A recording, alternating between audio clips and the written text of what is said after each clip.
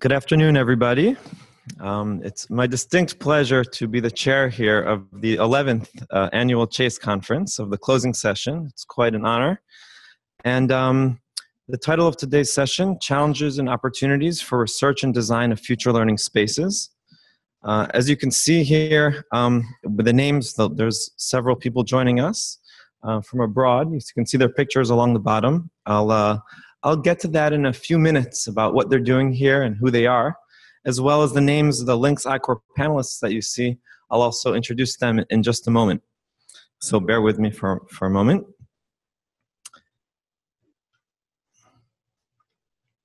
Trying to move the slide forward. There we go. Okay, when we talk about future learning spaces, we're talking both about a theoretical issue and a practical issue. From the aspect of theory, we know a lot already about how people learn, but the role of space within the question of how people learn is something that only in recent years has it emerged as a more interesting or more research topic of inquiry. In particular, because today we have spaces that didn't exist in the past, for example, cyberspaces, and we have much greater mobility like we've never had in the past. On a practical side, there's many people that want to, or many schools and institutions that want to construct new spaces for learning and redesign spaces that already exist. But that presents a large challenge, particularly because it costs a lot of money, and we don't want to waste their money. We want to use it to improve the learning goals. So practice needs to be guided by theory, and at the same time, the more practical examples we have in the field, we can go and sharpen our own theories. So there's a reflexive relationship between theory and practice. Now, where does this question come from? Why are we even talking about future learning spaces? 4 years ago, the Israeli Center for Research Excellence, I-Corps, awarded a large interinstitutional, multidisciplinary, and multi-year grant to researchers interested in the question of learning in a networked society. Three of the leaders of the Links I-Corps Center, Professor Dani Ben-Zvi, Professor Tamar Weiss, and Professor Yael Kali, who are going to be joining us on stage for the discussion a little bit later. So they're 3 of the 14 principal investigators of Links, and there are over 100 different researchers in the Links I-Corps Center. And Links I-Corps has many ongoing research projects. One of the projects among them asks the question about future learning spaces. So that's the question that we're dealing with today. I'm currently the director of the Future Learning Spaces project within Links I-Corps. By the way, I apologize about my voice. It's cracking a little bit. Apparently, I've been practicing this presentation too many times. So we're currently involved in designing our own future learning space at the University of Haifa. What you see in the back behind me is the blueprint of this future learning space. It's currently under construction. And I want to actually take this opportunity to invite everyone here in the audience. It'll only be built and ready by the fall semester of 2016, in about a half a year from now.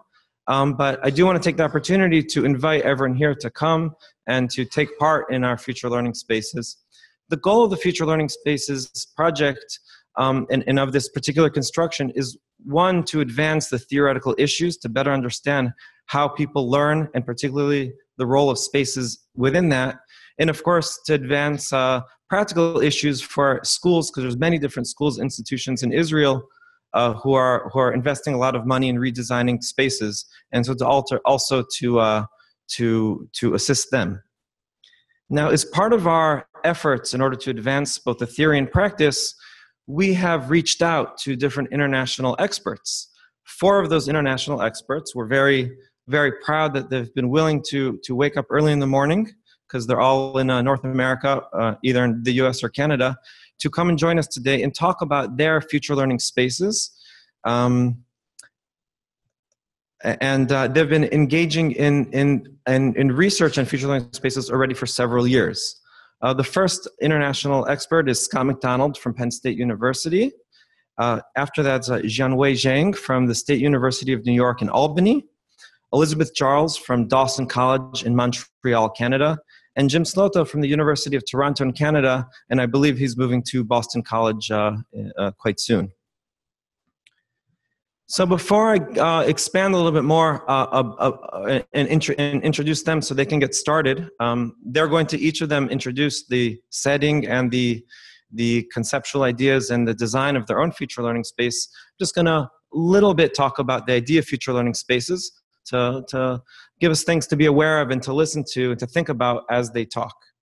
So it's a big concept, future learning spaces. I mean, 3 very loaded words put into one concept. So one way that we can try to deal with this is to break it apart and look at each of the individual parts on their own and then see how they're integrated. So the first idea is future, and particularly the innovation age. I had a very nice thing to say about this, but after the keynote this morning, I don't know if there's much I can add. Anytime we talk about future learning spaces, we need to be aware of the idea of the society with which we live in today, the current society and where it's headed, of course. It's not only about the technologies. Of course, there's many differences from the past age, let's call it the industrial age, to today's innovation or information or age of technology. One of them being the focus from the individual learner to the collaborative learner. Another one in terms of learning is the focus on mastering existing knowledge to creating new knowledge and learning. Now, when it comes to learning, we of course want to base our ideas on the most advanced ideas about learning.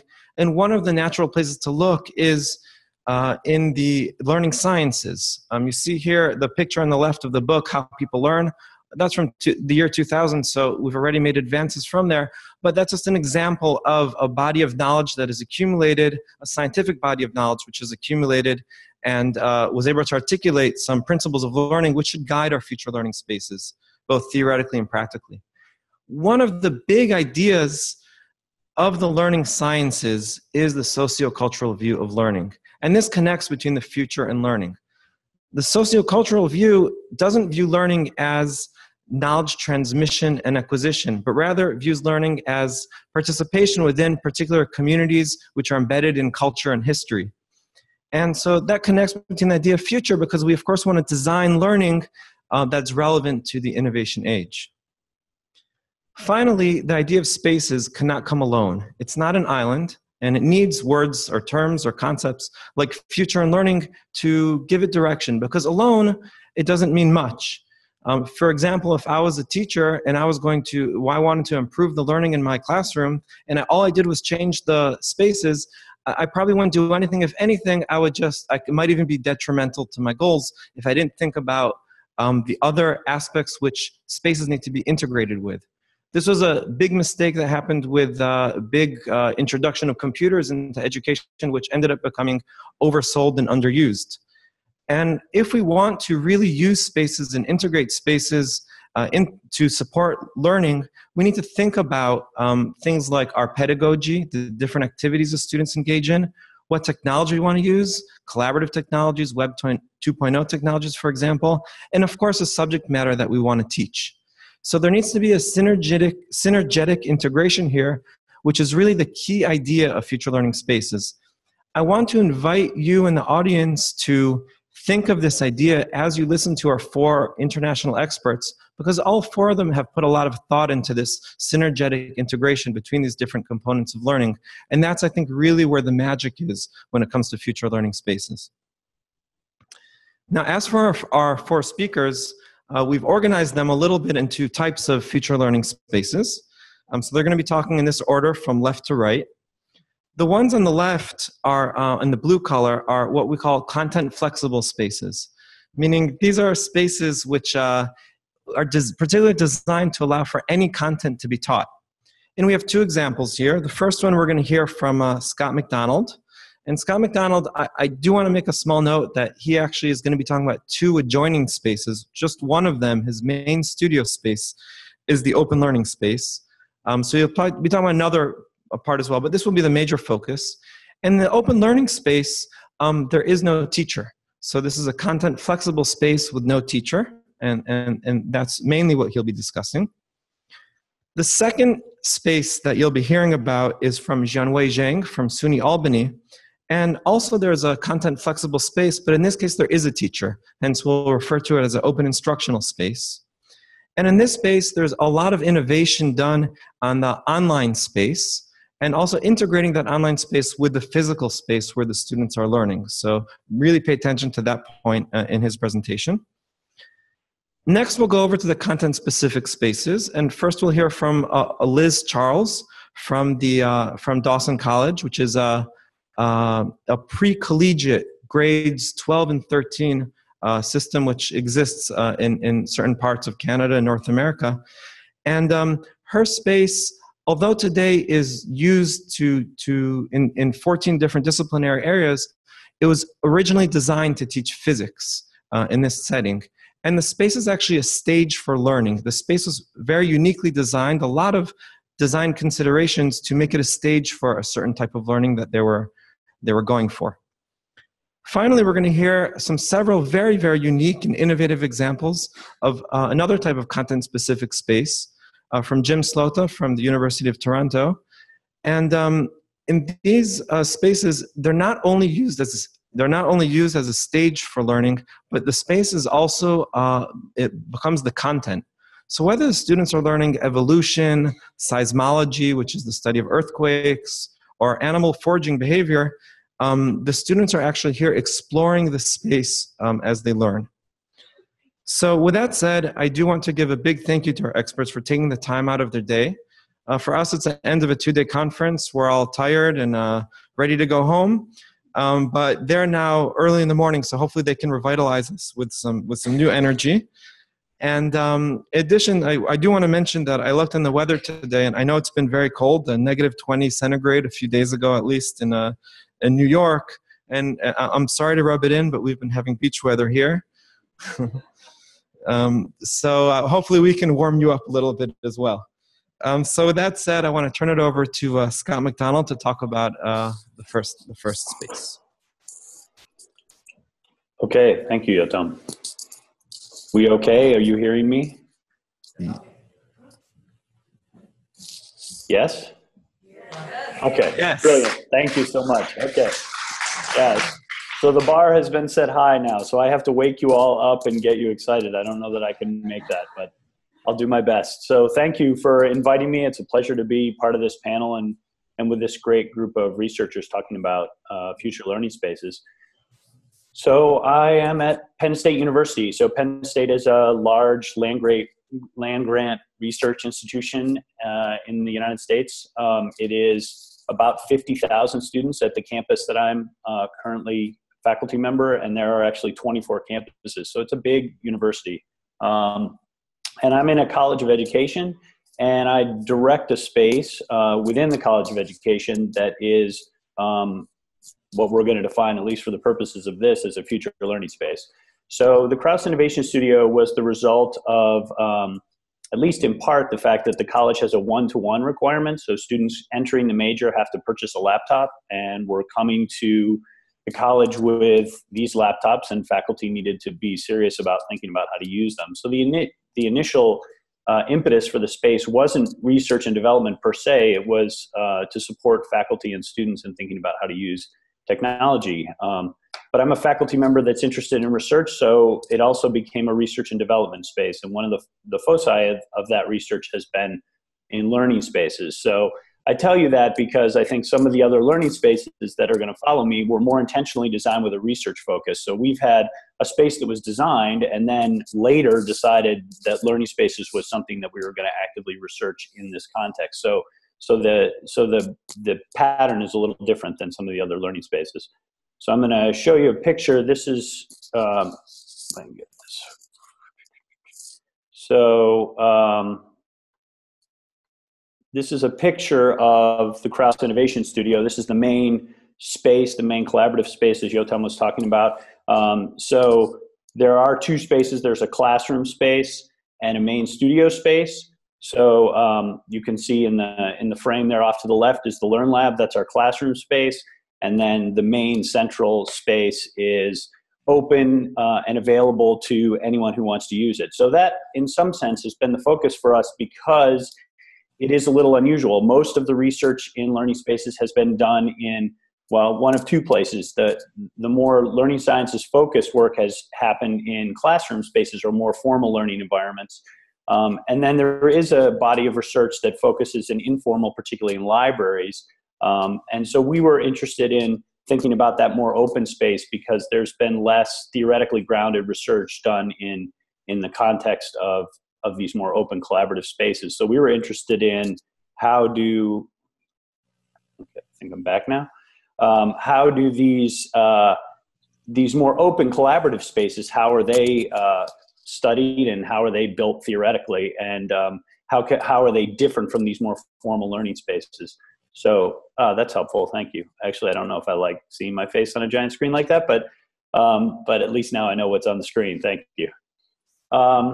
Okay, so originally the space was designed with some specific sociocultural and cognitive theories in mind. So distributed cognition, Roy P. and others, and communities of practice and communities of learners. So Levin Wenger's work in particular, and specifically focusing on the ideas of authentic practice and legitimate peripheral participation. But starting to think about that in the more open spaces, and particularly thinking about the role of the physical part of that, we've had to shift a little bit in our theoretical perspective. So we're in the process now of starting to really think hard about what theoretical frameworks are going to best help us think about the role of space in these learning environments. So we've increasingly looked to sociomateriality and theories that deal explicitly with the material as part of the theorizing that we're doing in this space. So things like actor network theory, Bruno Latour's work, is certainly something that we're exploring, and activity theory, which puts a pretty strong emphasis on tools and not as explicitly environment, but certainly tools and as mediating parts of the learning experience. So we're starting to explore new theoretical frameworks that weren't part of the original design, but are part of what we're hoping will help us think about the analysis of these spaces. So I'm going to talk a little bit about the design of the space. So a couple things about the way the space was originally designed, the open space in particular. So a popular thing now is to look at flexible learning spaces, but we actually chose not to make our space flexible, and there's lots of reasons that we can talk about that, why we made that choice. But what we did instead was to create diversity of space. So if you remember that picture again of the studio, and I'll put it back up here again, you can see that there are different spaces. So the front of the studio has, so to your left has space that students can just come in and sort of sit and work individually. Then there's a center space that's more collaborative, but it's also more open. And then towards the back of the space, there are conference rooms that can be closed off. Now, in almost all the spaces, or at least in all the collaborative spaces, there are screens that are easily shareable. So that was another piece of the design. So we wanted a diversity of space, but one of the key pieces that we wanted to be able to have happen everywhere, or at least everywhere except that front part where students are working individually, is that students can easily share their work. So there are screens, there are almost no traditional, what we would call technology, computers in the space, but there is a lot of display technology. So there are projectors, there are screens, there are ways for students and other users of the space to display their work and share with each other. And that was really important to us. So that was one of the design features that we thought was really important to have in the space. Well, that's actually two design features. One has to do with the diversity of space. So instead of flexible space, we looked to diversity of space. And then the other one had to do with access and sharing of ideas. And the access and sharing of ideas comes directly out of the more sociocultural approaches to learning. So it was critical for us to have ways to think about if students are going to be engaged in authentic practices, they need to share the work that they're doing, because that's part of what is a core to almost every disciplinary practice, is the sharing of ideas. So we also wanted to make sure that there was space for that everywhere in both the formal classroom space and the open learning environment. Another sort of critical piece for us was the idea of a BYOD, or bring your own device environment. So again, there's a lot of emphasis in the space, and I'll show you another picture here, on students being able to project, but in particular, to be able to project with their own tools, using their own tools as the mode for doing that. And again, oh, sorry, I went too fast because of the way I set up the slide. So the purpose of that is that we wanted to make sure that students were learning how to use the tools that they have regular access to. That was really important to us. We didn't want to be a computer lab where students came in and could use high-end software. There are other places on campus that they can do that. But we really wanted to make it an environment where students brought their own tools. They learned how to use their own tools to solve the problems that they were trying to solve. And ideally, we supported them in that process. But that idea of a BYOD environment was an important design feature of the space, and again, is reflected in the fact that there aren't really computers in the space. The vast majority of the function of the space is just to let people bring their own things in and project and share those ideas. So overall, the studio was built on those principles. The one principle that I'll talk about that is explicitly for the classroom side, for the Learn Lab side, was the idea of decentering the class. So I think this is pretty popular in learning spaces now. But the idea that, again, if you look at the design of our studio, there is no obvious center to it. There are tables around the outside, and I think this is probably common to many of the learning spaces you'll hear about this morning. But that was intentional in our case, and again, going back to this flexibility piece, we wanted to make sure actually in the Learn Lab that the tables were not movable, that they were not flexible, because one of the purposes of having that environment was to push faculty to rethink a little bit the way they think about their teaching as being information, dispersal. I'm blanking on the word I wanted to use there, but dissemination, that's the word I'm looking for. So we wanted to push them and force them to not be able to move the tables and to force them to move around. So it has been something that we've dealt with in the space, is we have to give faculty support in some instances because they don't know where to stand. They don't know how to run a class where they have to be moving around the students a lot. And that may sound a little strange, but it's been something that we've had to really consider as part of the work in the studio. So I'll finish up by just talking about some of the challenges, because I think that's the theme that's supposed to run across these. And I'll divide them into the two categories that Yotam has put forward. So one around conceptual and one around design. The challenges conceptually, I think for us, I've already mentioned one, which is theoretical frameworks and what theoretical frameworks can really help us understand what role space plays, because space isn't like other technologies. And we, in the studio, talk about space as a technology to help us think about space, but it isn't a technology in the same sense that it's not as active a player in the space. And again, I think you'll see this in the people that follow me who have more active technology environments. But what role does space play and how can we think about it? I think the theoretical frameworks for that are still emerging for us. And the other problem for us on the conceptual side is data collection. So this is in these complex environments where students are moving around and things are happening, it's much harder to get data that helps you understand learning. It's easy enough to see how people are moving through the space or sort of proxemics data, but that's not very helpful for understanding what kind of learning is actually going on in these environments.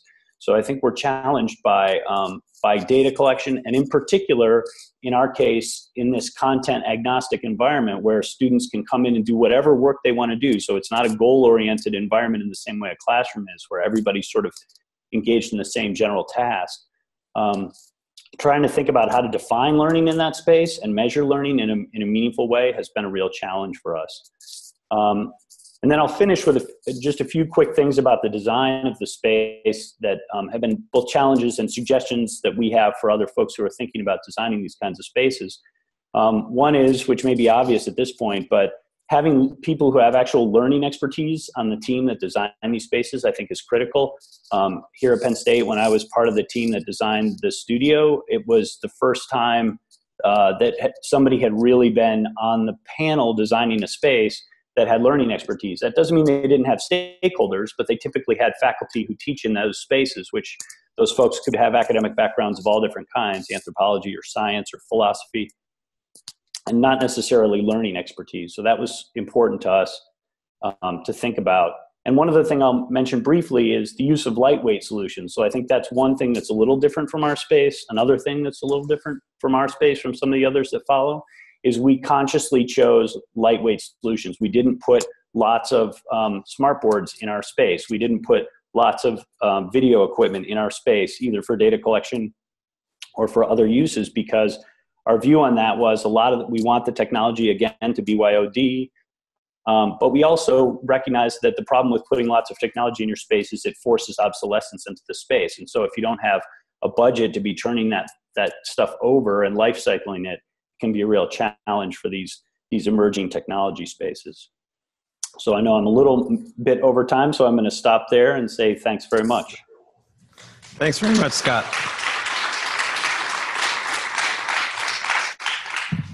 Okay, we're now moving to Zhenwei Zhang from SUNY Albany.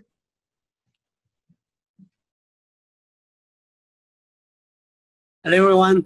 This is Zhenwei Zhang from Albany, New York. I'm currently a associate professor here and chairing the Educational Theory and Practice Department at SUNY Albany. And in department, technology is a major component, looking at how technology is used to support online learning as well as in the classroom. And so I'm really glad to have this opportunity to connect with you today. We'll shift between my head and my slide. Mostly we're going to see my slide for the presentation. So just to give you a sense of the context, in the last 3 years, we have been working on the National Science Foundation project to look at how to engage elementary grade students in science learning. And of course, like Yotam said, the technology, the pedagogy can be used for other content areas as well, but our primary focus has been on science. And we look at how students learn and how teachers change their practice over time. Just to give you, let me shift to my screen.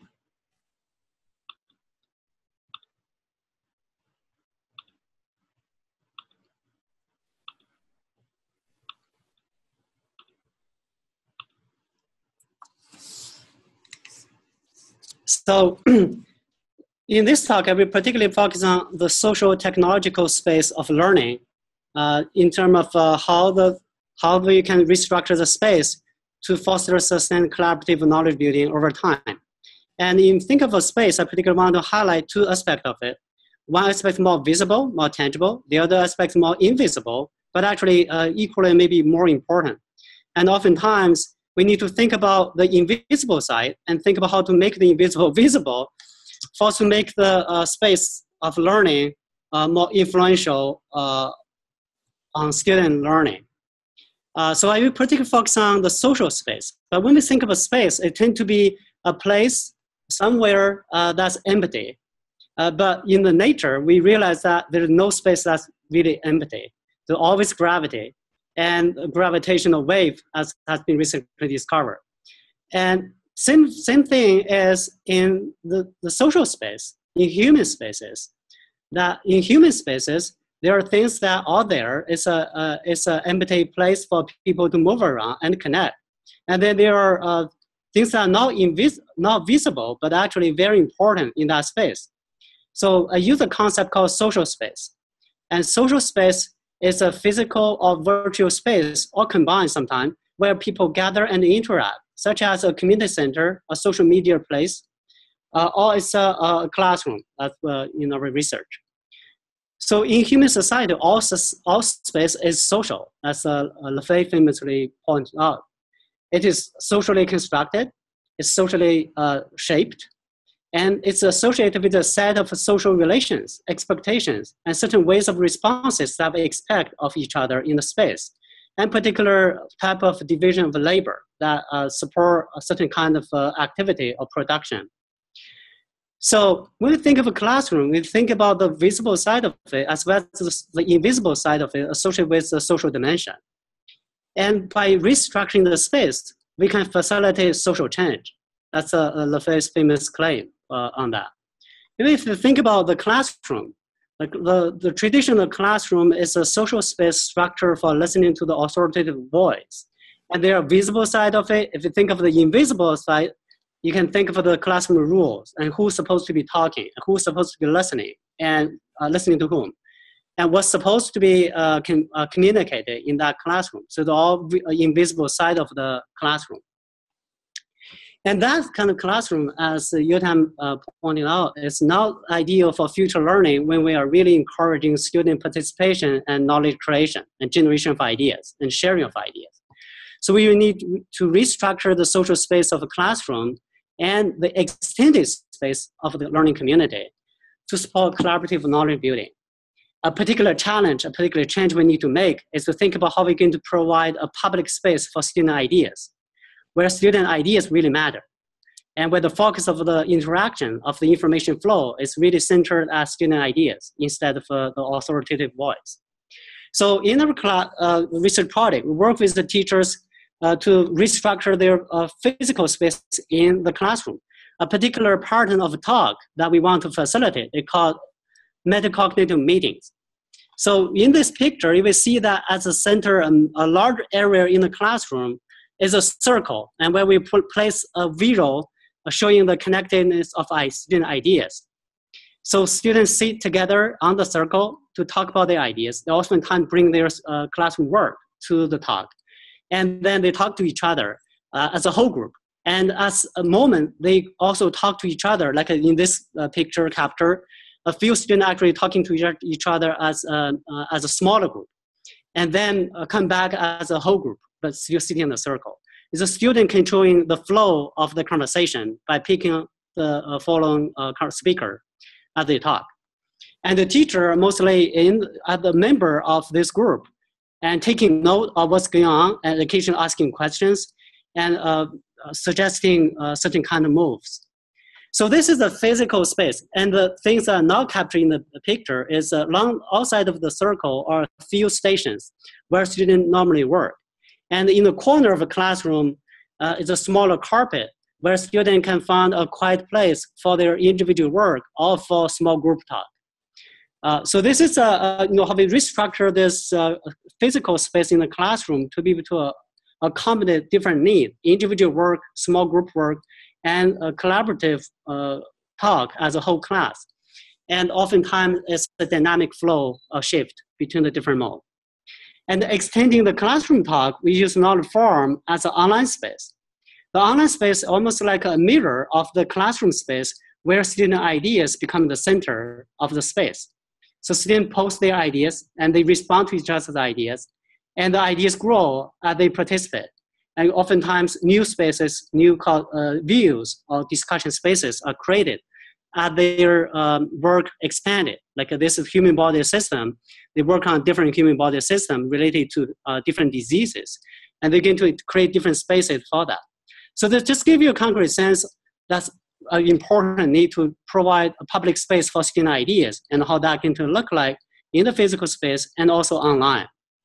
At the research component, our research project particularly want to tackle the overarching goal of how to enable dynamic idea contact and build on within each community, and then think about idea flow, idea contact across community and over time, over long term.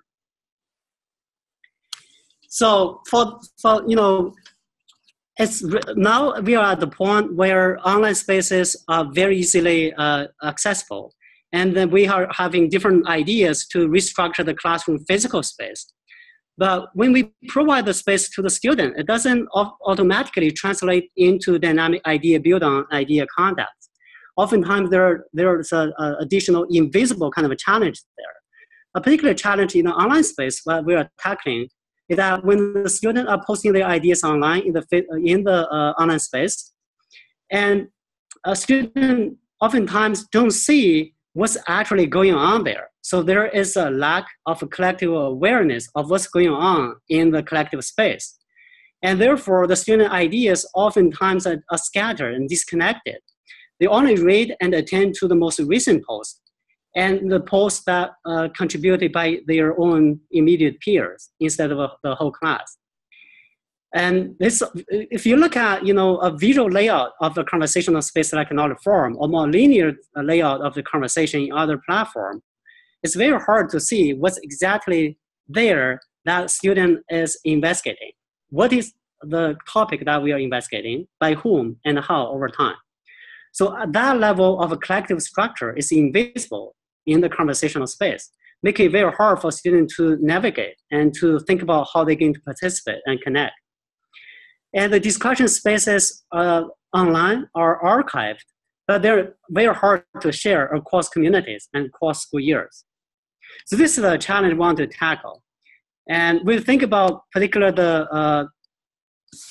the challenge of enabling cross-community connection, that important challenge related to this symposium, is that if you look at the online spaces and the physical spaces, it's hard to bring another student from a different classroom to their own classroom because of the hard, to arrange the time as well as the traffic.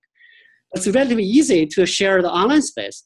So in the learning science community, there has been work done to look at how we can share the online spaces across classrooms. And the particular design that people have tested is direct sharing of the local discussion spaces across the different communities. But it's hard for students to do that way because it's basically doubling the amount of note, the amount of posts that need to read. In addition to read their own posts, they need to read other classroom posts. And without a clue about what's going on in the classroom, it's very hard to understand what's going on there and what kind of question they are trying to address and what kind of progress they have made. So it's, what FIB found is that very difficult for students to read the messy posts from another classroom and understand and get their insight. So instead of a one-layer sharing of the collective spaces, we have been designing a global meta-layer online discussion space. Basically, each classroom will have their own physical interaction in the classroom and their own local discourse space online. And over time, they will be sharing their productive threads of ideas instead of sharing the original discussion space. So we create a collective space of idea threads published by different communities. Let me give you a sense of what that looks like. Imagine a student, a classroom are discussing how human body system work. And they look at their set of knowledge forum views, discussion spaces, and then engaging in the conversation, like what are we researching with work progress? That's the primary focus of the talk. And we designed a tool called Idea Thread Mapper and incorporating the tool for automated topic modeling that can map out the clusters of the topics in conversational spaces. So students can look at the different smaller topics of problems they try to address. One line of research look at how allergies work. So they're going to put together a set of posts all talking about how allergies work. The posts were displayed on a timeline, beginning with the first post to the most recent post, and still maintain that conversational connections in the space. So this is almost like a subset of the post of the conversation addressing a particular idea, how allergies work. And then they can say publish if they feel this is the mature or productive thread that they want to share with other classrooms. That will go to an upper layer space beyond knowledge forum, go to a global space. No matter, let's go beyond their local database, but go to an upper layer called city, connecting idea thread of use, we call. And as you going to see in this space, it's going to be organizing the idea threads across different communities and based on the themes. So we see when they post the idea thread, how allergies work.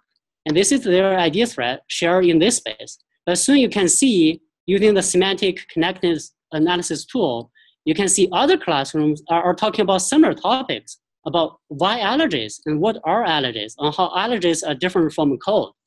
So you actually see your own thread of ideas in the context or in the space of other idea threads from other communities. So this is an upper layer conversational space we're designing. Currently, we have finished the prototype and start to pilot testing in the different classrooms.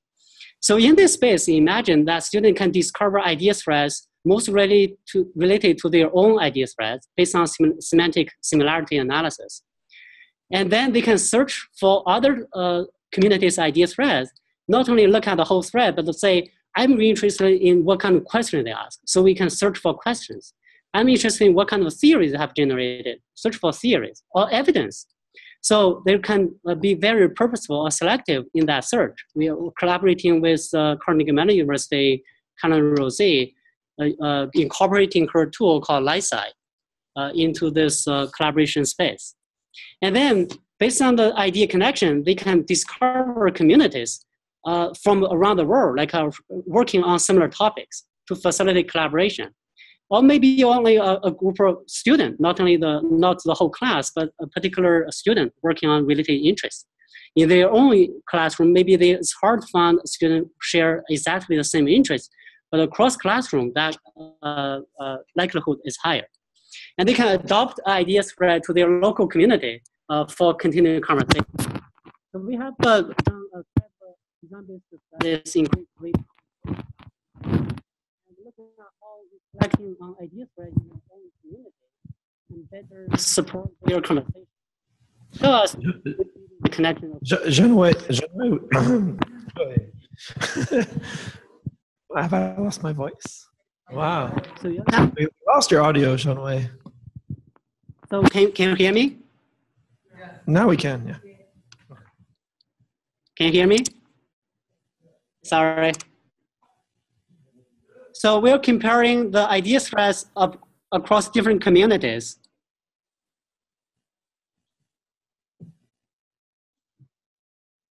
Can you hear me talk, Yötan? Speak now, please. Okay, can you hear me? Yeah. Okay. So the last slide, I know it's about time. So we are engaging the student to compare and connect the idea thread from other classrooms and look at how they respond. What we found initial result is that when they compare their own idea thread, like how allergies work and other topics, they realize that they see the different perspective on it. And sometimes see the misconceptions. And they sometimes adopt the questions asked by a different classroom in their own conversational space to have a classroom talk around the questions. So that will enrich their local discourse. As a larger international design experiment we are conducting in the next 2 years, we are organizing classrooms in Albany, classroom in Toronto, as well classroom in Singapore, working together to understand more global topics like climate change. So each local community will work on their own inquiry about the climate from their side, especially the context relevant side of climate. And then they're going to have their local discourse space. And over time, they're going to share the idea threads across communities using idea thread mapper and city. So we are interested to look at how this is going to facilitate the conversation in the local space, but also grow a collective set of ideas that can be shared across contexts, across classrooms. And so that's something feel very excited to do in the next 2 years. Hopefully in future conferences, we'll see more outcome from this research. Thank you very much.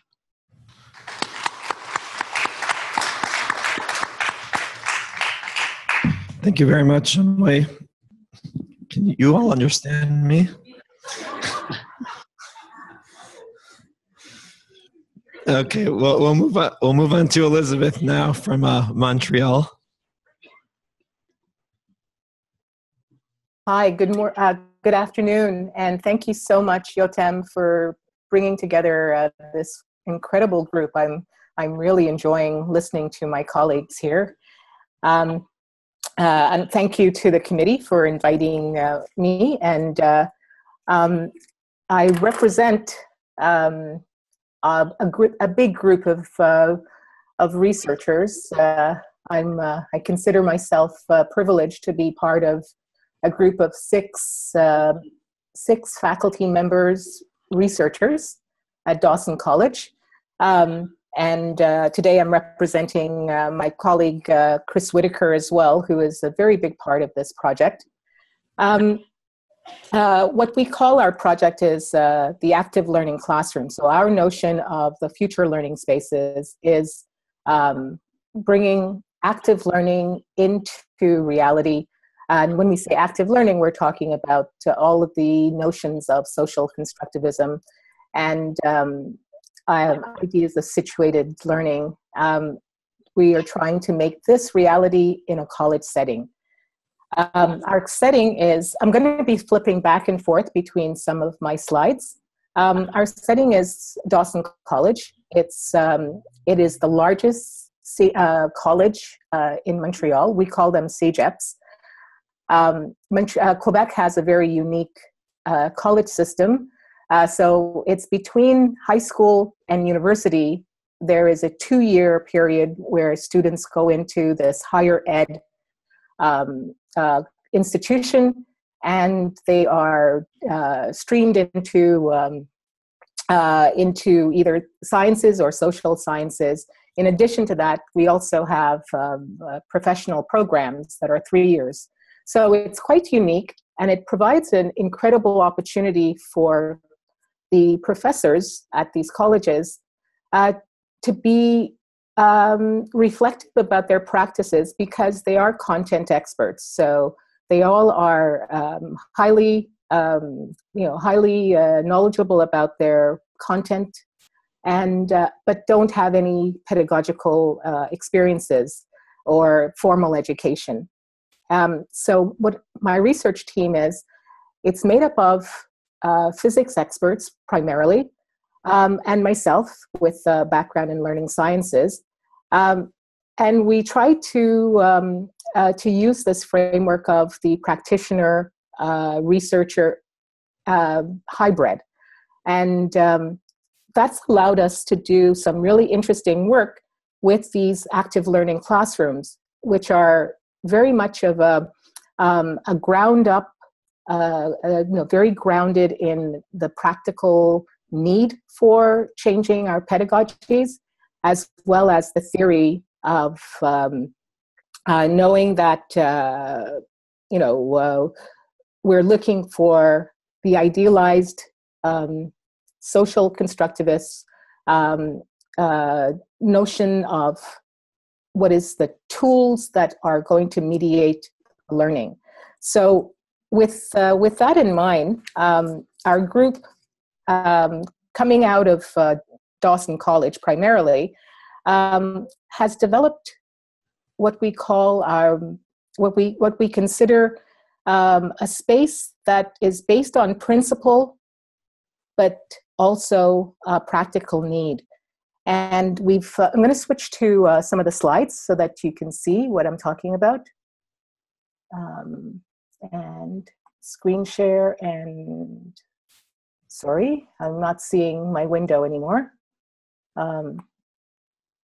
Is there a reason for that?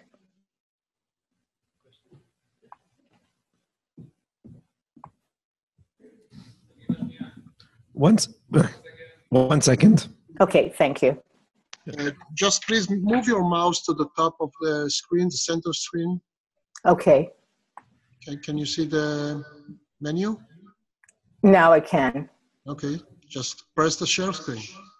Okay.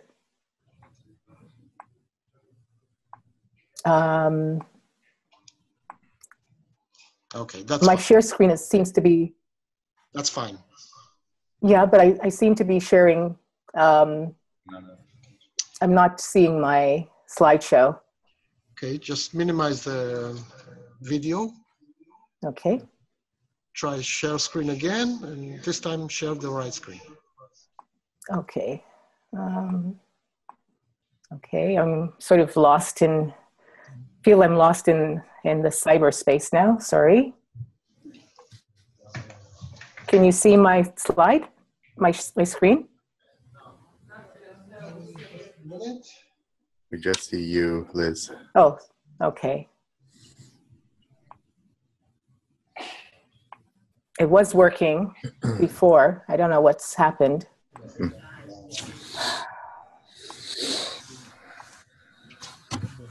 Elizabeth? Yes. Just try again. Can you see the share screen button? I see it, but I can't, when I press on it, I'm not getting an option to see. I'm seeing Jim. I'm not seeing. Okay, press again the share screen. This time a window will appear. And Okay. From that window, you have to share your desktop. Okay. But it seems like I don't have my desktop any longer. Mm.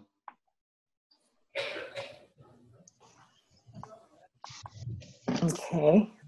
That looks good. Okay, and let me try now again. Can you see it now? Yeah. Okay, fantastic. Sorry about that. So the thing that is most important, the most important for the conceptual aspects of our active learning spaces is that we're thinking about these notions of access and conditions of knowledge construction. So we started with, we all know that regular instruction often is designed for the individual and the private. And what we're seeing with our work, what we see with active learning in particular, is that the condition goes into the shared knowledge construction, but it is still relatively private. So maybe it's in a small group. What's different about our situation is that it now starts our design is looking at access as public as well as shared. And this is an important change for us.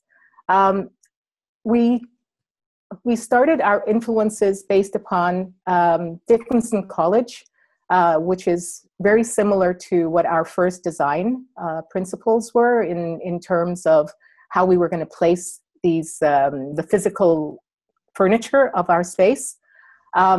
And we were also influenced by the scale-up model at North Carolina State University, the Bob Buechner group.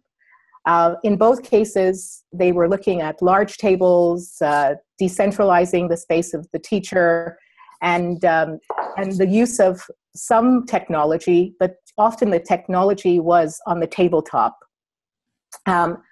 Our design, our second active learning classroom was designed based more on our research and what we were finding out about not having tools on our desktops.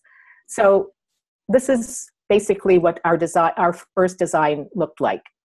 We had several small tables. The teacher's space was decentralized, and the students were in small groups with technology. So these were all, can you see my cursor? These dark figures were where technology was based. So they were basically desktop computers. What we found about that is we wanted to give access we wanted to give students access to the technology or the tools. Again, notions of Vygotskian tools. So what we did was we designed a new version. So based on this iterative design process, we came up with using the smart boards to give access to the students. And we were using interactive boards because we found that was doing a lot of the work that we wanted to happen, which was knowledge visualization and the creation of a joint problem space. In doing this kind of work, we realized that tables, before we even got to putting in our tables into the room, we did a lot of work figuring out how to get access to all students to these spaces. So we started thinking about who was using these tables and how the flow needed to happen within the room. This allowed us to do something very interesting, which was to create a very different shaped table, which maximized the flow of both student and teacher, as well as allowing us to recognize where we wanted students' attention to be placed. So the students are looking at the smart boards And then you have the teacher who is in a centralized position, and in that centralized position, they can do better work at orchestrating the what was happening in the class. There we go. So this is what our classroom, the main classroom that we do most of our research in, this is what it looks like. And our team's focus is on these conditions and the access. So the impact of public and shared spaces, what is that, what is that what is it doing? We're also, unlike other instantiations, so Scott's instantiation, we're very interested in what the teacher is doing. So we're interested in the management of the resources and the student collaboration. This is how we consider the room should be used, where you've got students at the boards working together, using the technology. Some of the instances of what we see in our rooms, how students use these boards, and in addition to that, how the teacher mediates the student learning by accessing and moving to the where the students need to be. I wanted to make sure that I left lots of room for us to, okay, sort of close this. I need to go back.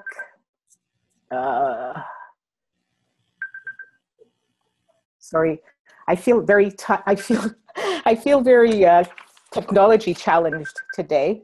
But basically, just to wrap up, we have our challenges. There are, like Scott suggested, we situate these conceptual and design challenges. Our conceptual challenges are looking at how we look at persistent artifacts that are being created by our students, both inside and outside of the classroom. Another conceptual challenge we have is changing teacher practice and the role that we have for learning communities in doing that. And I think, as I mentioned before, these notions of public and private are very important for our space. In terms of the design challenges we have, one of the things that we are trying really hard to move beyond is how to bring in personal devices into these spaces and keep them public. That's a very important thing for us. I think we've learned from the work that Jim has done, the importance of these kinds of collective knowledge that needs to be accessible by many. And that's something that that is a challenge for us in design. And then the last thing is this notion of researcher practitioner. That is critical to our context. Because we're not a university where we have a bank of researchers and research graduates easily accessible to us, we are trying to create this new hybrid of situated research. I don't want to call it action research because I don't think it is. I think it's something more, or something, there's a different quality to it. But I won't go on anymore. Thank you so much, and apologies for the...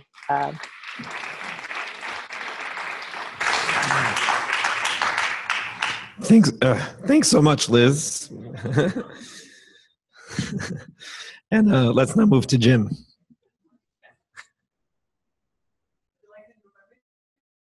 Hello, hi Yutam.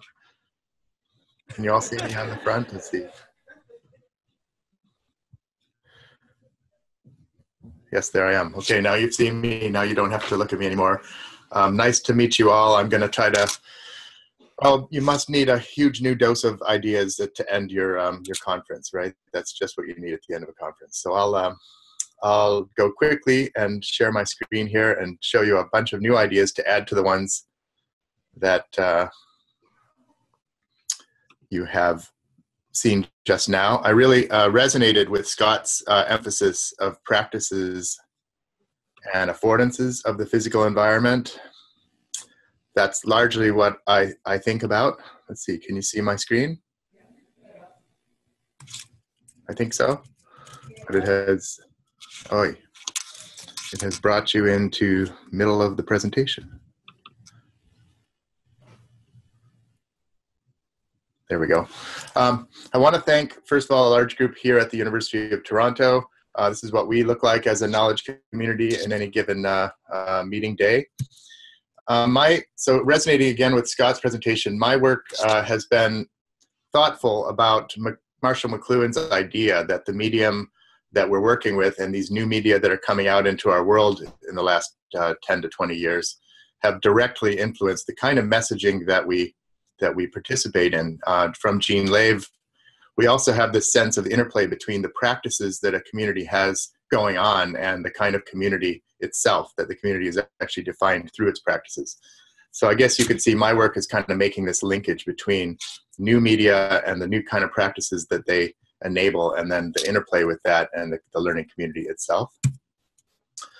I was asked to start with the setting, but for me as one of these content spaces, or learning as space as content, I need to start with the conceptual idea of collective inquiry. So this was a new moment for me in about 2002 when wikis came along, and suddenly you really felt things that Jean Wei was talking about. You really felt like you were participating in the aggregation of ideas, in building something bigger than yourself as part of a knowledge community. That was a real moment for me, and I moved my theoretical work into that area following Scardamelia and Bereiter, following Anne Brown and Joe Campione. I started to think about secondary science and how we could try to build a knowledge community of learners, focusing on this idea that we're all learning together, this notion of user-contributed content, wikis and social semantic metadata, where the student ideas actually become the primary resource for the curriculum. I came up with a model called Knowledge, Community, and Inquiry. These are all things that you can probably read about or maybe have seen in earlier materials.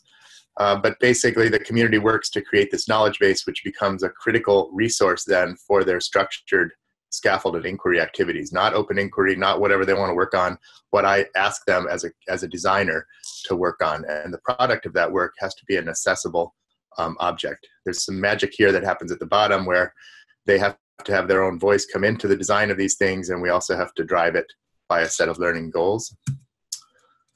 Basically, the essence of KCI for me is first of all to express and deeply engage the students in understanding that this is a new way of learning, that we're all going to be doing this together. This is how we're going to learn in this unit. These are lengthy units, usually 10, 12 weeks long. There's a collective construction of knowledge base and then a consequential application of that knowledge base in these inquiry projects. The knowledge base itself is indexed to the science learning goals through accessible outcomes. Again, there are papers on all of this stuff. I want to talk about the smart classroom. This is not a classroom that turns the lights out when you leave. This is a room that knows who's in it, what they're working on, where they are in the room, and it's pictured here below. So this is more my setting slide. It's also in a weird way sort of content flexible in the sense that we use the same room for radically different learning designs, but each time we carefully design the room to support a specific learning design. The idea of the room is to kind of investigate the physicality of learning. So the role of the physical learning space, the furniture, the walls, where students are. And to do so, we have designed a kind of a heavy server and intelligent agent model in the background. So the room is much more than a physical room. It's a physical room with a Wi-Fi server that has a lot of processing going on. There's a real role for learning analytics, if you've heard about that terminology, where we end up using learner and group models, capturing student interactions and taking computational action on those to think about social networks, think about real-time evaluation of group process, giving feedback that goes directly into the activities and sort of spins those forward, as well as to influence the teacher's own role in the room. We use these critters called intelligent agents that essentially coordinate the flow of people, materials, groups, activities They coordinate the displays, the ambient, particularly the ambient displays that help give the participants a sense of what's going on.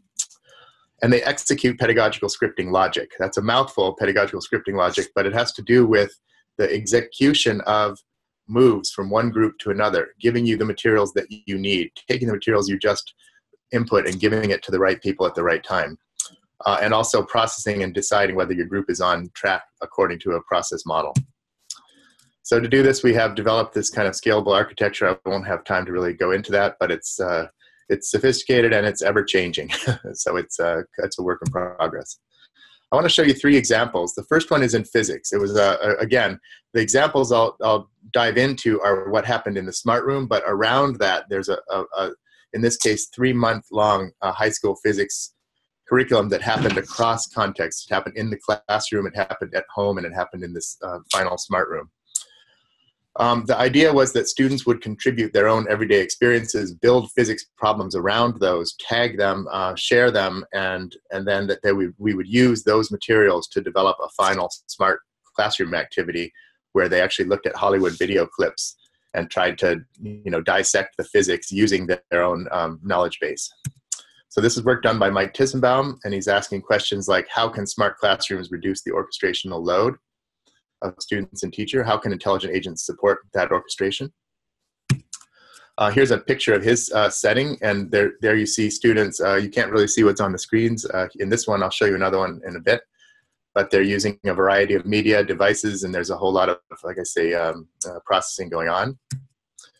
Mike was looking at locational dependencies. So what he did was he set up 4 distinct Hollywood videos, the Hulk, the A-Team, Iron Man, each one showing something that's physically dubious or at least physically, curious. Can a car in the Fast and the Furious, can one car jumping over a ramp and the other car hits the ramp after the first car but passes that car in the air and lands in front of it?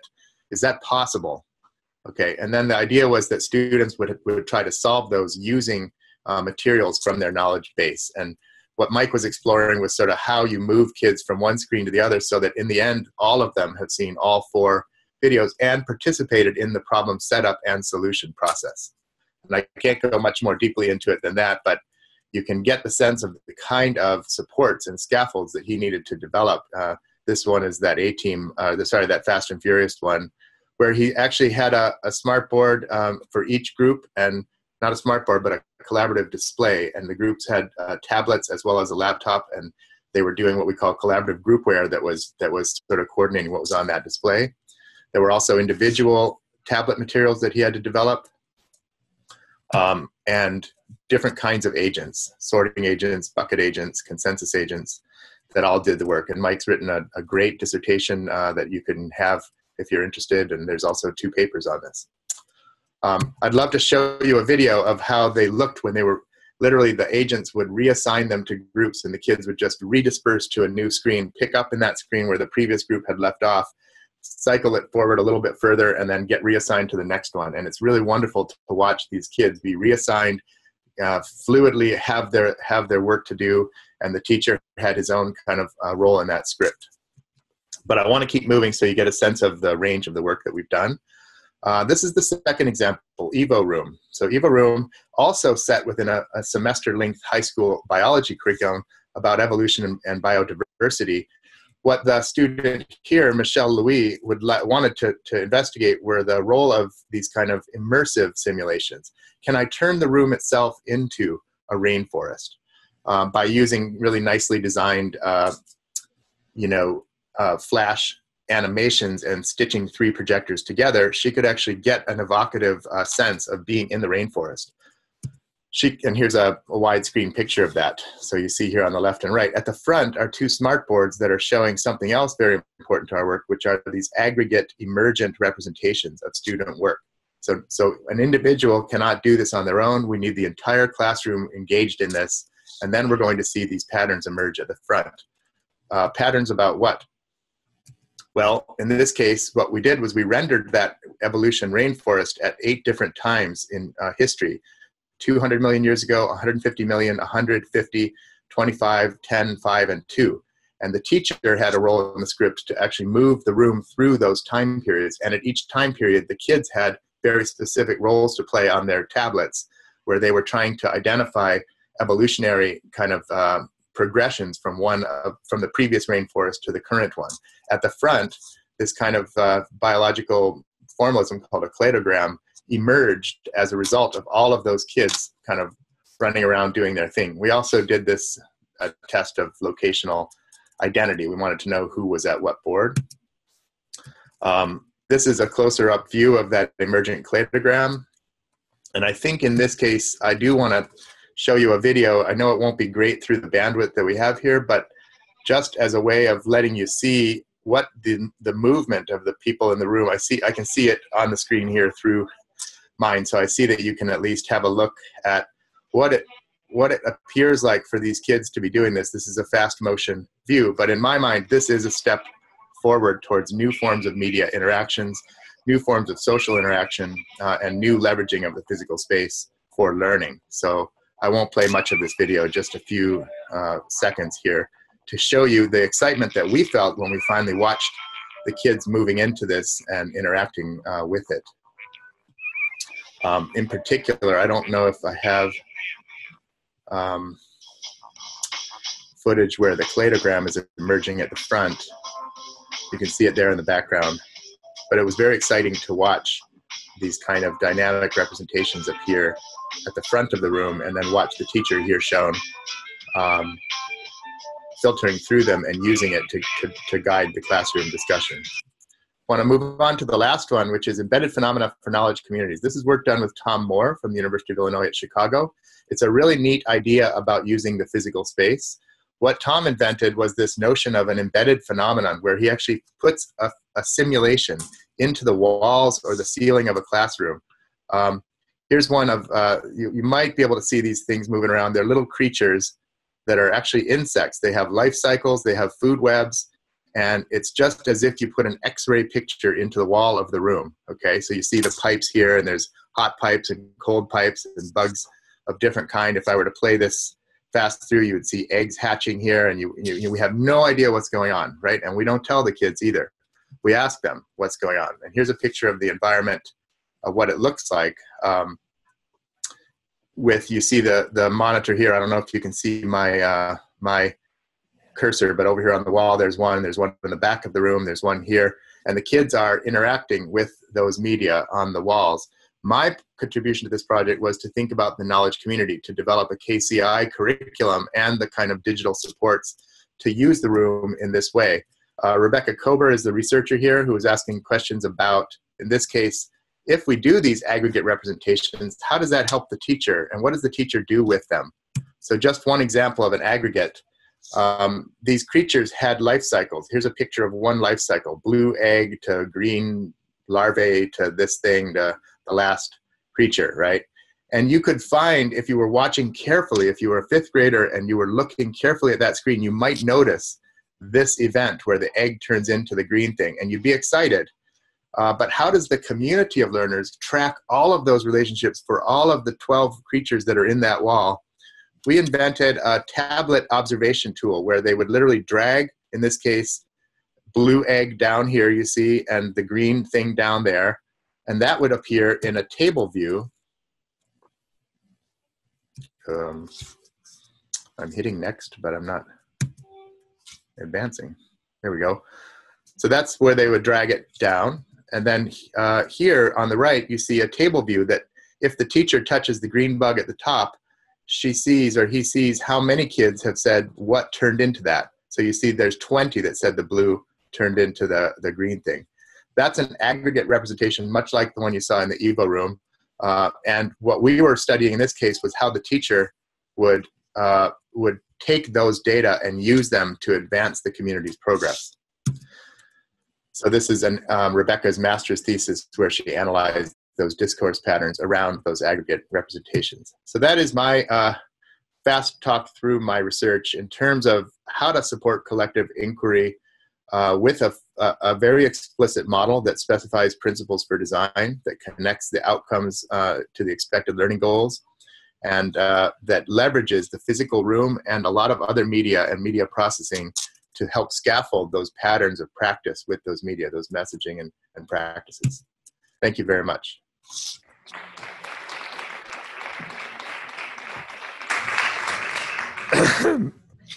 I want to invite Danny Bensby and Tamar Weiss and Yael Kelly up to the stage. I'll ask one of you to do the talking. I'll spare the audience. And we have time for about 10 minutes of discussion around some of these issues.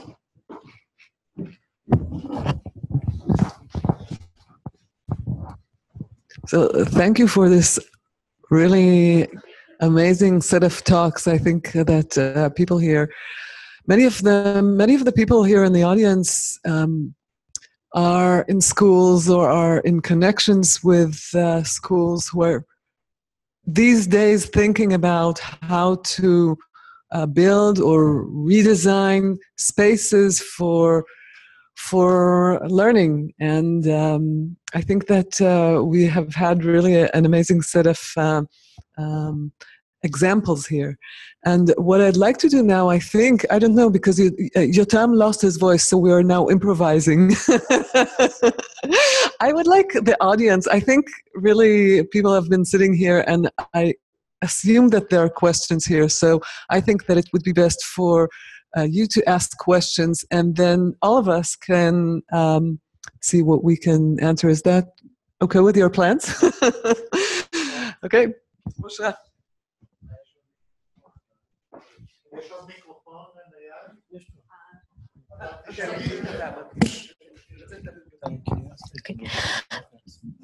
Thank you very much. That was fascinating. I would like to ask about I don't know, I didn't see any one of these future learning spaces that really took into account real experience, like in science, where I can really show the real bugs, not the virtual ones, or the real physics phenomena, not the movie of it. And how can I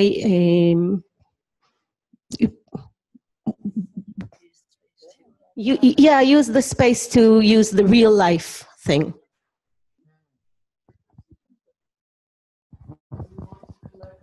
Well, I better just quickly reply, since those were both kind of to my topics. I think in both cases, the digital bugs were invented by Tom in order to allow for the kind of persistent, incidental, just in case kind of observational aspect of the real world. He recognized that in the real world, it's always around us, and we always should be able to notice.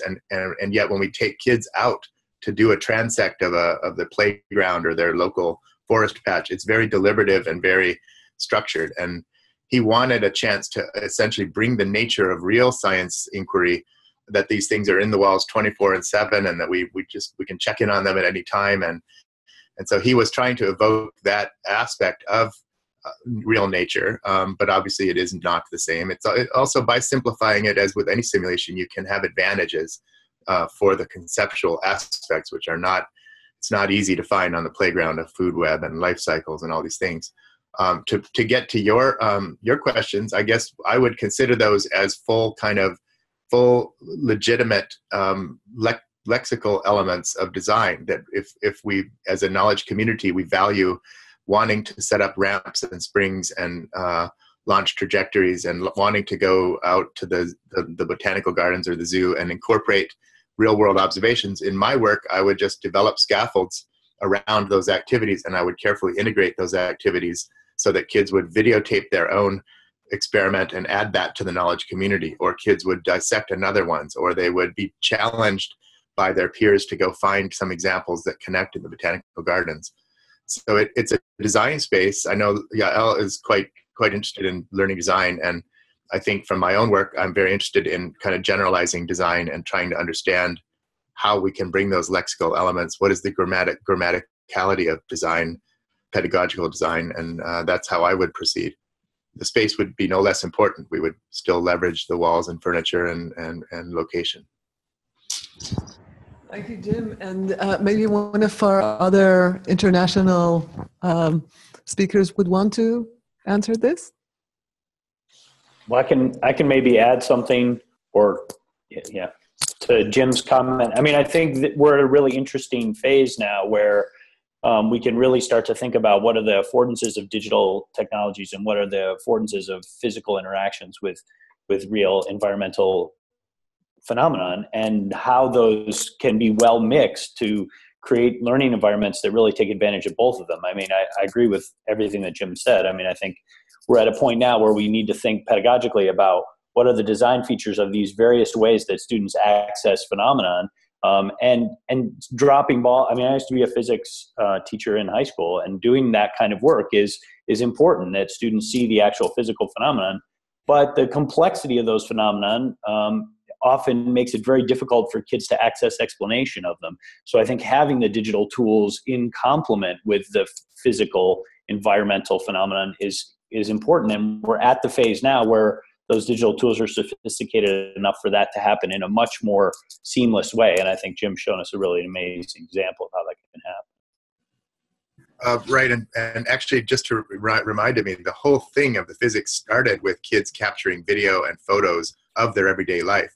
So one kid hit his brother in the head with a rubber ball and videotaped the head snapping back and said, "Look, it's Newton's third law." And that was the entire genesis of this collective knowledge base, where kids were uploading everyday life physics and then adding, and then they would build physics problems off of those examples, and the teacher would help them. And then they used those to help solve these kind of everyday life Hollywood videos. So there was a strong connection there. I think your question is right. Is perfectly consistent with this kind of work. Yeah, and I just want to add that I think that in all of your examples, we can see this connection between what goes on inside that design space and how this connects between designed activities throughout time. So I think that future learning spaces with an S includes also the other spaces, those that Oshra you were looking for, those realistic ones, with this hub of, let's bring all of this together and see how can we conceptualize what we see in everyday life, what we try in our labs, and then connect spaces, connect ideas between people, connect, like John Way showed, communities that together as a community inquire and try to explore these phenomena. And maybe Liz and John Way want to, or maybe we should take just another question and see if you have other things that you'd want to tell us about this. Hi, my name is Hava, and Karmit, my colleague and I, we are PhD students of Yael Kali, and we are very interested in the model of knowledge community of inquiry. I would like to ask about implementing this model in a smart classroom. How do you see this model implemented in regular classroom with a more modest budget? Well, it began in regular classrooms with Wiki, and that's obviously a budget that most schools would have. I think I've written and I've talked about the example where we were taking on human physiology of disease, and we wanted the kids to go find out about the body diseases, the respiratory, the circulatory, and the digestive. And we challenged them to make a wiki of all the diseases in each of those body categories. But it wasn't open-ended. It was, when you make a new wiki disease page, here's the headers that are going to be on that page. And those headers were driven by the learning expectations. So it had to do with the organs, the interaction with other body systems, the connections to Canada, which was one of the learning goals. And we said, that's it, now make your diseases. And we assigned them 1 to 3. 1's are respiratory, 2 were digestive, 3 were circulatory. So if you were a respiratory, you had to find a disease that wasn't taken by one of your peers. We did this across 5 class sections, so taught by 3 different teachers, and each one inherited the wiki from the previous one. So in just one day, 45 minutes, The first section kind of made a few asthma, emphysema, you know, they were nice. They used some pictures. They started filling in the headers from our template. The next class sort of had to pick up from where they left off, and they built an even kind of nicer set. The third class said, oh my gosh, they're all taken. I can't find any new ones, which was wonderful. After 5 sessions, they had made these wonderful wikis on all of the disease systems. We then had 2 challenge cases from your area, from respiratory. And you couldn't say what the disease was, but you had to say what the symptoms were and be creative. And then the third day, they had to solve a challenge case from each of the other 2 that weren't their specialty, the circulatory and the digestive. And this was a very simple wiki kind of script that had the class build a knowledge base and apply that knowledge base in a 2 successive inquiry studies. Again, that's written up in papers, but there are ways to do this kind of collective inquiry design with low tech. My own work is really trying to push on the boundaries of what kind of media we are using and how to physically kind of situate those media. But the ideas of collective inquiry are deep in Web 2.0 and deep in this notion of sort of the epistemic identity of a community that we want to try to push into classroom learning, and is not there right now. Right now it's competitive. I'm going to get a better grade than you. I'm going to learn this stuff really deeply and prove it. You know, it's this sort of partitive knowledge model that we're trying to sort of explore. Thank you. I think it'd be great activity. I think you'll get well rewarded for your attempt.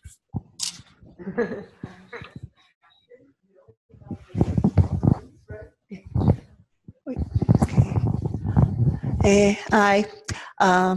I would like to ask you about the underlying assumption of this very thought-provoking panel.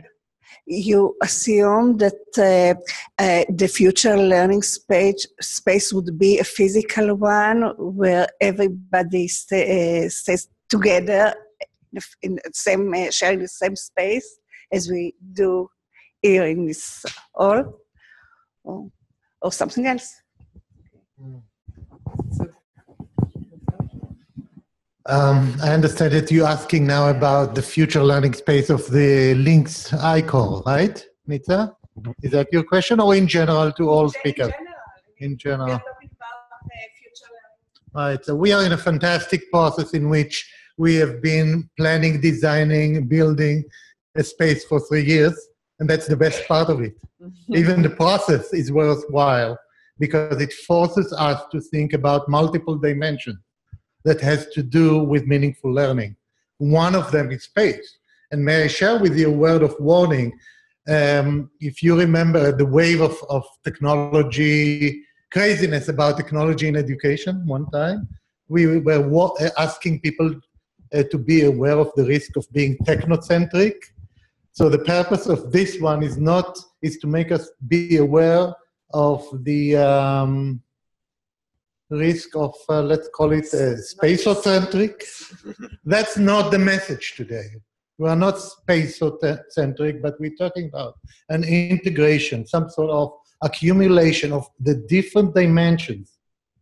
Let me just say a few: learning production, learning ecology, discourse types of communication, types of work in a group, whether it's collaborative and individual, and so on. So in a sense, what we are trying to design is something which is much more dynamic than a physical space. And I think the examples that we have seen today show you that once you have a space, it's a never-ending story of development, in a sense. If you want it to be a meaningful space that may have a chance to influence the way kids learn, the way teachers orchestrate learning, and the way we as researchers study the space. So that is at least my message. And maybe Tamar would like to say something? No?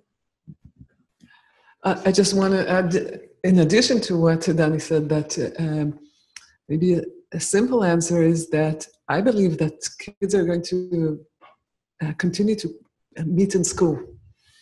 And we need to find better ways for making the space where they meet a space where knowledge meets, a space where communities meets, a space where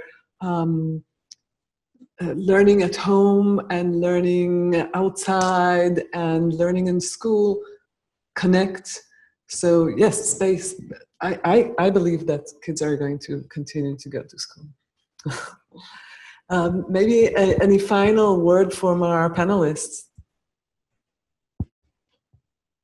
Okay, I want to say a few words. I think it's important to think about our underlying assumptions about what's ahead for the future. It's an important question for us to think about. As I heard, I think all the panels and our discussion share a few common ideas. One, the space will be participatory, will be interactive, will be creative in terms of students really be able to add and share and connect their ideas. And then the other side of it is that the space will be flexible in terms of accommodating different needs, different social configurations for individual private work, for small group work, for collective work. And so it has to be flexible in accommodating the different possible configurations. And then the other thing I see is that is adaptation. I think the question also is moving in that direction in terms of, we have high tech, we have low tech, we have different content areas. And then any design need to think about what's the different possible customization. Like, I like the furnitures that Scott and Liz shared. And I'm thinking that, okay, this the same set of furniture can actually be a low-tech version, for example, without the smart board, but actually you have a piece of paper that hang in front of you. At least you have something somewhere you can draw and can share. So they need a level of customization. And in that sense, the future is not only for the rich people, for the rich schools and classroom, it has to be a future for everyone. So if you think about, what are the different kind of conditions where we can develop this participatory, interactive and creative environment, no matter what kind of technology you have. So actually a student of mine is working on dissertation to look at how we can develop a knowledge building community in a school that only have very limited technology. And just using very low tech version to see how what level of change we can facilitate. Thank you. Maybe I could add something to this. I just wanted to add, there was a notion of space as transformative, which is something for me that's really important. And something that Scott said resonated very much with our experience. Is that sometimes making things not flexible helps to change perception. And that was what we found with our first room. We made it flexible, and then the adopters were adapting it back into an old paradigm. So we constrained it, and in constraining it, we helped to shape how they, and supported it. So the two things for us go hand in hand. Using space as a transformative way, a transformative physical metaphor for people to start shaping their thinking, and then using learning communities to help support that thinking so that it's truly scaffolding the users in knowing what we want them to start doing and thinking while using these spaces. Okay. Despite my voice, I do want to take the opportunity to thank very much our international guests.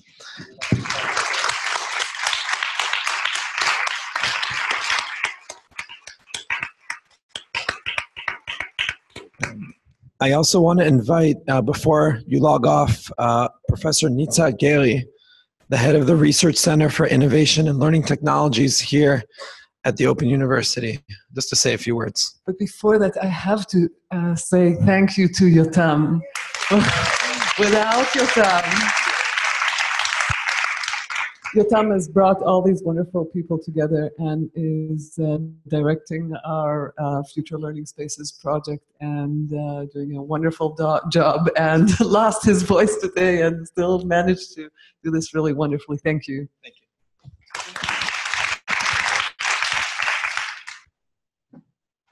Well, actually, you said most of the things that I wanted to do. First of all, I wanted to thank you all for staying with us for the international panel of the 11th Chess Conference for the Study of Innovation and Learning Technologies.